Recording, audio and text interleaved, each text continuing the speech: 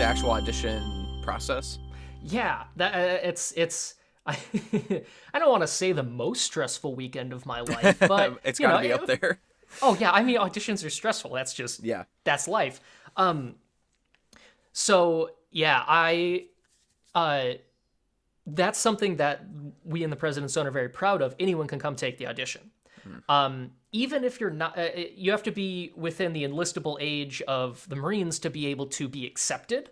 So like between 18 and, excuse me, I don't know the very specific number, but it's somewhere like late 20s, early 30s to enlist in the military. And but you can still take it even if you're not in that age range just for the experience. So I highly, I mean, there were a couple high schoolers, I think, at that audition, if I remember correctly. Cool. And, just for the experience. So anyone can take the audition. The first round, super blind. There's a huge screen, like it's like 20 feet long and 10 feet high. And they even have carpet out to the stand so they can't hear like what kind of shoes you're wearing. Jeez. Wow. Yeah, because they don't want to judge on any basis except, the playing. Yeah. And so flew out to D.C., it's super intimidating because you come onto a military base. It's the Marine Barracks Annex. It's like there's like a metal turnstile. There's like fully dressed Marines, and you have to be let in. And there's, the usual securities you would imagine that a military base would have. And so you come in, there's, you register and you get a number in line and then you wait. And there was something like 80 people on my audition day, the first day. And so I don't think a lot of people know or consider is how the stress is leading up to that first round. You go in, you get a number, then you might have to wait for 2 hours. Who knows? They all lead you into this one room where everybody's warming up. Oh no. And they're all playing the same rep you are, obviously. Oh no. So, you hear, yeah, right? You hear like Molly on the Shore and you're like, should I be playing it that fast? Should I be like, oh man, like their articulation's lighter than mine. Should I be? And you just get in your head. And then, and that room gets, as any room where there are 40 warm bodies warming up, the room gets too hot, and no amount of AC anywhere in the world could combat that.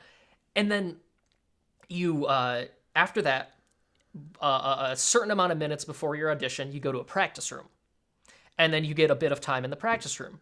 And then you go to the on-deck room, which is the chamber rehearsal hall just outside of Sousa Hall. And then you go to Sousa Hall to actually take the audition.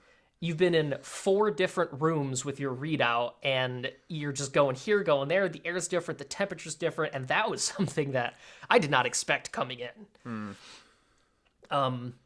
Yeah, and so I don't want to ramble on for too long, but the audition process is super interesting, and it just it keeps going from there, obviously. So you go in, you play some excerpts. I think I played like 4 or 5. Because the old musicians thing, like if you play one excerpt and they're like, thank you. Yep, and there you go. Yeah. Right.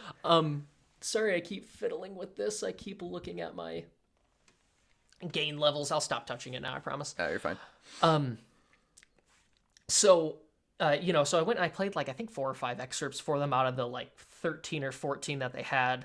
And I came out and waited. And what they did is they would wait for 10 people to go. They would gather those 10 people in a spot and say, all right, these numbers went on.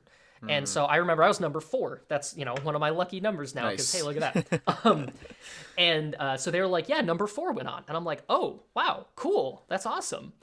And then they're like, all right, this way to your interview. What? Excuse me. Yeah, right?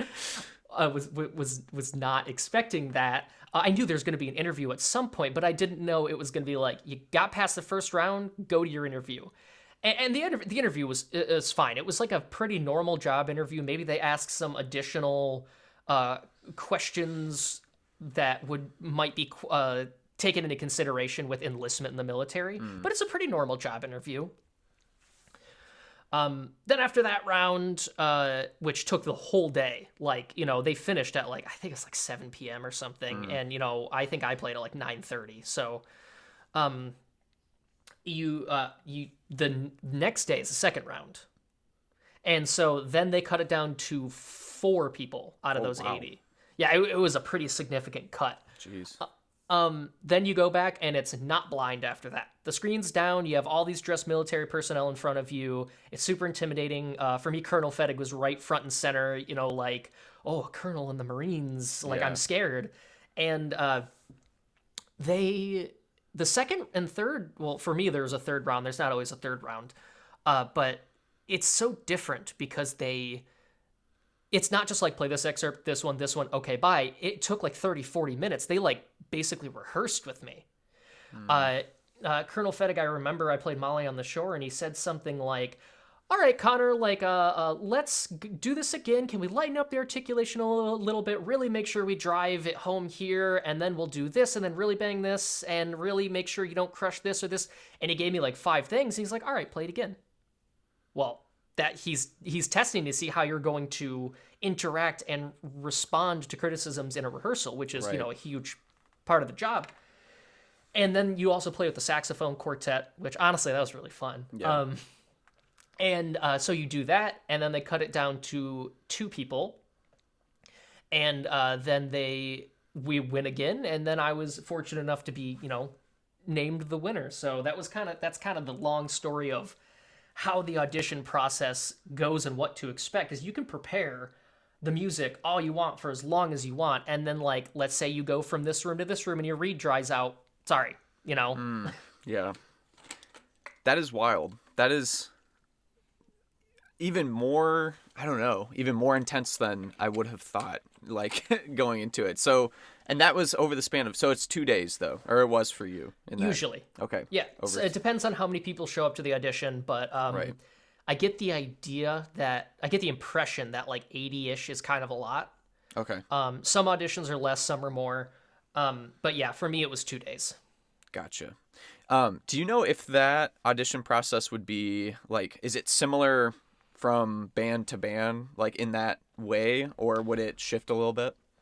There are certainly similarities, I'm sure. But I mean, I've heard of other, I can't speak with complete confidence about all of this just because I don't know for certain. Sure. Yeah. But I know of one of my friends who auditioned for another band, and it was not like a premier concert band. It was more of I think it was a premier band. Premier just means you start at pay grade E6. And that's a universal pay grade, whatever it is. For the Marines, it's staff sergeant. For the Navy, it's petty officer 3rd class. And then like Air Force, technical sergeant. I don't quote me on that. I don't remember specifically, but it's E6 pay grade. And so he was auditioning, and like only a handful of people showed up, and it wasn't blind. And then there was improv and jazz on his audition. So it's different from band to band, but the big main concert bands, they're pretty similar, and even a lot of the rep is similar. Like, Harrison just got a spot in the Navy band, right? Not just, wow, I guess this is like a year or 2 ago at this point. And I looked at the audition rep because that came out after, it was announced like the week after my audition. And so I was just looking through the extras. I'm like, this is mostly the same.